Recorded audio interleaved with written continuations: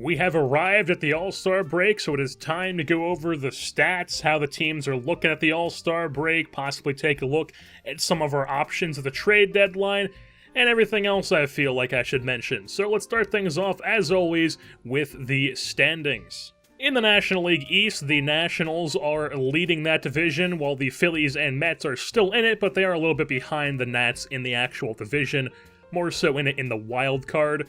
In the Central, you've got the Cardinals out in front, while the Reds and Brewers are both very much still in it. They are 5 and 5.5 games back, respectively. The Reds have an absolutely loaded roster, so they are definitely still in it. And then, of course, the NL West. The Dodgers are still leading the division, but they are very much under pressure from us. We are only 4.5 games back, and we have been playing exceptionally well as of recently, so the Dodgers are very much not safe in that spot. And we are even more so in the wild card, only 1 game out of a playoff spot right now, and the Reds and Brewers are currently leading that wild card spots, while the Phillies are also 1 game back and the Mets are 2 games back. So the wild card is a very deep race, so if we can, we should definitely be trying to win the NL West, in which we can win that division. We're only 4.5 games back, so that is most likely the goal, or that is definitely the goal for us heading through the rest of the season. On the American League side of things, you've got the Yankees, who actually are not running away with the division this year. The Rays have been so good that they are only 1 game behind the Yankees in the AL East, while the Red Sox are 6 games back. They are not as good as they have been in recent years. And then in the Central, a bit of a shocker, not quite shocking because Cleveland is, of course, still out in front, but the Detroit Tigers are keeping it quite close. They are only 4.5 games back, so the same distance we're back from the Dodgers, so Cleveland by no means has this division locked up. So it's good to see the Tigers are actually competing this year, and they're actually holding Cleveland to an actual bit of a race here, so they're not playing useless games all season long. And then in the American League West, you've got the Angels, who are in first place, while the Athletics and the Astros are both 6.5 games back. Angels have been quite good this year. And then since this is the All-Star Break update, let's take a look at the actual All-Star teams. In the National League, as they're scrolling by right now, you got Max Scherzer starting for the NL. Tanner Scott is the only reliever. Reyes Maranta is among the closers. First baseman's Paulie Goldschmidt. Shortstop is stacked with Frankie Lindor and Paul DeJong. Left field is also stacked with JD Martinez and Juan Soto. And then in center field, the starting center fielder is actually Manuel Margot, who has been extremely good this year for the San Diego Padres. And now taking a look at the American League All-Star team, their starting pitcher is New Jersey native Rick Porcello, while the starting catcher is Gary Sanchez from the Yankees. In the first base position, bit of a mix-up there, but not really a mix-up, but a bit of a shocker. First base, Ryan O'Hearn from the Royals, who has been exceptionally good for them this franchise. He's been their main power hitter. He's always among the home run leaders at the end of the year in the American League. And then Lewin Diaz as well as the other first baseman. Nick Madrigal made the team at second base. Corey Seager in his first year in the American League is the starting shortstop. Malik Smith continues to be great with the Mariners out there in center field. And also Billy Hamilton made the All-Star team with Kansas City. Now let's move on to actually taking a look at our players. So first things first, Stuart Fairchild. He has not had a big sample size, but he has been great since coming up from AAA. A 942 OPS, 5 home runs in 67 ABs. Like I said, not a huge sample size by any means, but he has come up and continued to hit very well just like he was in AAA, and that's what I expected him to do. So Stuart Fairchild definitely making a name for himself this season. While Jock Peterson, we know that he went through a stretch where it seemed like everything he hit was a homer or a double. He just absolutely was crushing the ball. He's got an 853 OPS this year, 21 home runs. I believe he finished last season with like 23, so he's already on pace to absolutely crush his home run numbers from last year.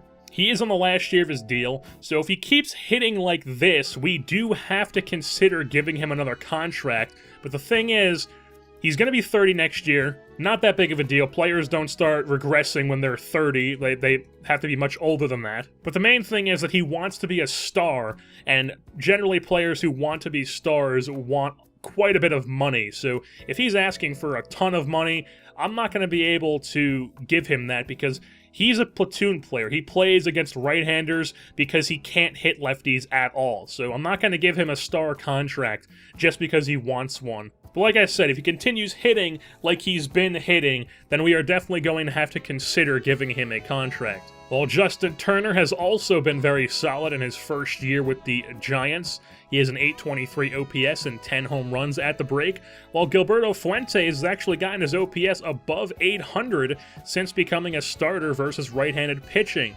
He has the platoon quirk, so it's not surprising that he performs while he's only in a platoon. And then we've also got Joey Bart, who has gotten his chance to be the starting catcher this year, and he has absolutely ran with it. He's been fantastic for us, an 804 OPS, 12 home runs. He's been solid defensively as well. Everything we could ask for our former top prospect catcher in Joey Bart, while Elliot Ramos has not quite as hot as he was to start the season, but he is still playing extremely well. 802 OPS, 13 home runs, definitely what you like to see from our leadoff man. And then Peter Mooney, he got off to a pretty, I would say a super slow start. He had a sub 700 OPS for like the first month and a half, maybe a bit into late May, but he has been heating up quite significantly as of late. His OPS is all the way up to 786. He's got 11 home runs. So Peter Mooney, hopefully he can continue hitting that like that through the second half of the season and really help us power through here and take over that NL West spot. While Aaron Altair is not quite what he was for us last year, his numbers are up on the screen for this season. Now they're for last season. Obviously, there's quite a big gap there. Much lower power numbers, much lower OPS. He has really struggled against left-handed pitching this year, so he's probably going to be dropped in the lineup, possibly even taking out of the lineup against lefties because there's no use playing him if he's just completely useless against lefties. While his OPS is still above league average at 770, he only has 8 home runs at the break, and like we saw, he had 16 at last year's break. So hopefully his second half can be a bit hotter and he can start to actually hit more so like last season.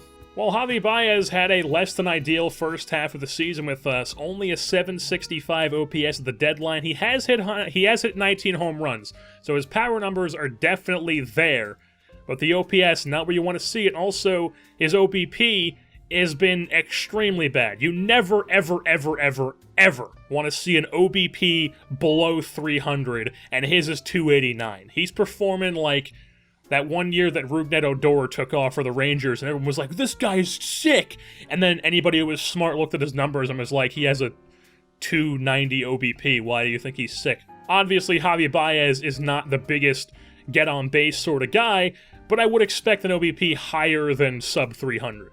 So hopefully he can really start to turn things around in the second half, because we are going to need that if we are going to if we are going to be a playoff team this year and hopefully make a pretty decent run in the playoffs. While Tetsuya Yamada, another guy who definitely needs to step things up in the second half, he has been very disappointing this year, a 687 OPS. He just hasn't been able to replicate what he did for us in 2020, which is, like I said, disappointing, but hopefully he can start to pick things up in the second half. While Andrew McCutchen has been performing just like he did last year for the Astros, which is not well. He has not been good for us, and I do want to acquire another bat at the deadline to help us out. And when I do that, he would be pushed out when that deal happens. So McCutchen, maybe he would be in a deal to even at the money because he is making $7 million. Maybe he would get DFA'd. Whatever it may be, I doubt McCutchen is on this roster at the end of the season. And Franklin Barreto, he hasn't gotten much playing time this season, only 87 ABs. He is the number 2 backup infielder on the roster, with Yamada obviously being the main backup infielder. But as of late, Barreto is getting a lot more playing time because he is the starting third baseman against left-handed pitching instead of Yamada. So Barreto, hopefully he can start to actually pick things up and do something for us in the second half here. And now onto the pitching side of things. We've got Derek Rodriguez, who of course has been solid. He had that one shaky year for us, but overall he's been a very solid player for us consistently. Tyler Skaggs had a really bad April, very bad start to his Giants career, but he has been much, much better in May and June. His ERA is down to 5.34 now, 4.28 FIP, and 118 strikeouts through 101 innings pitched. Obviously, we know that Dylan Bundy is out for a long time. with a torn labrum, which is very unfortunate because he was pitching quite well, like I mentioned in the episode where I showed that he went down with torn labrum. Hopefully when he comes back from that injury, he can pitch just as well as he was. While Ryu has been a very solid number 3 starter for us, he has definitely not been what he is in real life this season, but he has been solid nonetheless. Like I said, solid number 3, 3.50 ERA, 4.09 FIP. He's had stretches this year where he's been dominant, and then other stretches where he's not quite dominant, he's not quite bad, but he's just kind of iffy. So hopefully he can shore that up and be more consistent in the second half. And then you have Sean Anderson, who was in our rotation to start the year. He was pitching decent enough. No complaints for having a 5th starter with his numbers. But Jay Groom has just been much better this season. So a 2.68 ERA for him, a 3.00 FIP, and he also has 49 strikeouts over 47 innings pitched, which is very much improved from last year. When he came up last season, he had an absolutely pitiful strikeout to innings numbers, and it's very much good to see that he improved that a lot. While Braylon Marquez has also been quite solid since coming up from AAA. Only a 4.68 ERA, but a 1.56 FIP, so a very misleading ERA, and it does make sense because he has striking out quite a few batters, 32 strikeouts and 25 innings pitched. Obviously not the biggest sample size. Hopefully he and Groom can continue to pitch well in the second half. Although, when we do trade for a starting pitcher at the deadline, which is one of our plans, Braylon Marquez would be pushed back to the bullpen. And speaking of the bullpen, you've got Tanner Scott, who you saw made the All-Star team, and he has been flat out filthy this year. He has truly taken a step to being a great reliever for us. His ERA and FIP have been great. His strikeout numbers are insane. 72 Ks over 51 2/3 innings.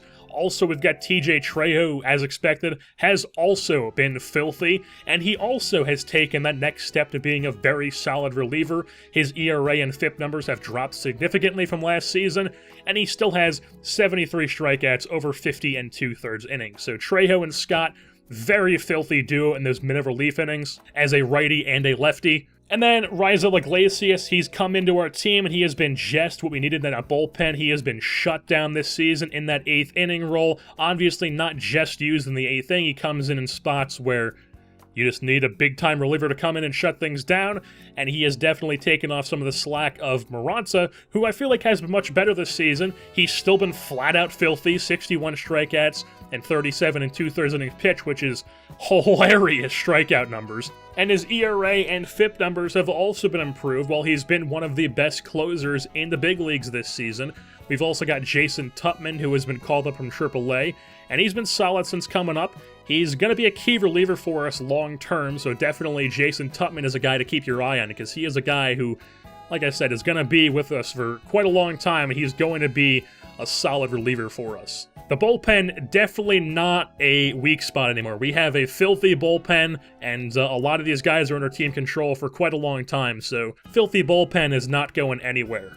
While Logan Webb has been decent since his call-up, he's only pitched 15 2/3 innings. I just wanted to get him some time in the big leagues because he was absolutely shoving in AAA, and he earned his call-up, so Logan Webb, he's probably going to be the guy who gets sent back down once we do make a trade for a starting pitcher, but as of right now, he is in the bullpen for us. And some of you may be asking yourself, you may have noticed this season that we have not done a minor league update yet, and that is because since we are competing this year, I didn't want to do 2 minor league updates, so we're going to do one toward the end of the minor league baseball season. So instead of doing one at the start of the year and a second one as the season's winding down so we can show how players have done, we're just going to do the one minor league update once the season's winding down. I felt like maybe 2 would kind of take focus away from the major league team, which is what I want the focus to be this year because we're actually good.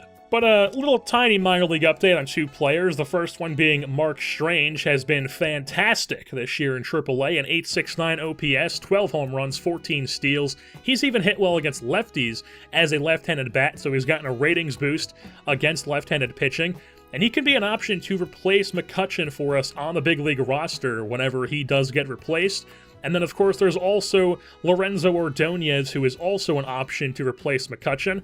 He's now in AAA, he was in AA, got called up. He's performing quite well, not an 800 OPS, but a 7.68, and he's been on fire as of recently, so that is probably going to go up. And even if he doesn't get a shot this season, Lorenzo Ordonez will most likely get plenty of time on next year's team, as possibly even the starting left fielder if we do not re-sign Jock Peterson. And now, like I've been hinting at, we are going to be trading for a starting pitcher at the deadline this year. So let's take a look at who's actually out there. Just a couple options. This obviously isn't every single starting pitcher we could possibly trade for, but just a couple options. The only one who's actually listed on the trade block right now is Trevor Richards. Doesn't mean he's the only one we can trade for, just means he's the only one who's on the trade block as of right now. He's put up consistent numbers with the Marlins the past few seasons. He would not just be a rental, though. He has this year on a contract, as well as 2 more years of team control. So Trevor Richards would not just be a rental acquisition,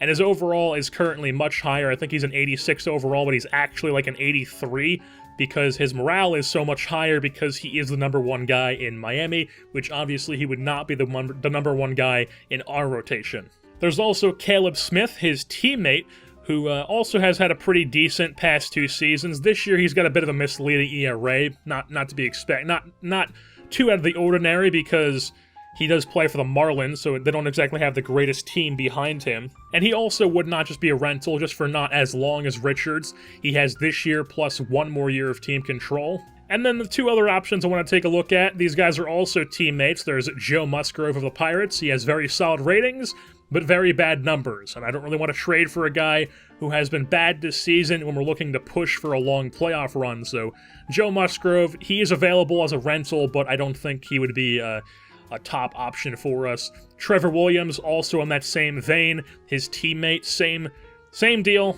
Solid ratings, bad numbers this year. And like I said, these are not the only options available. There are definitely other guys out there. These guys are just the ones who I wanted to show off, and maybe one of them will end up being on our team at the trade deadline. Maybe they won't be, and it'll be somebody who I didn't even show. But we will actually see what happens when we get to the trade deadline, which will be the next episode, because next episode will be 1 game before the trade deadline, then showing the trades, and then showing 2 games after the trade deadline.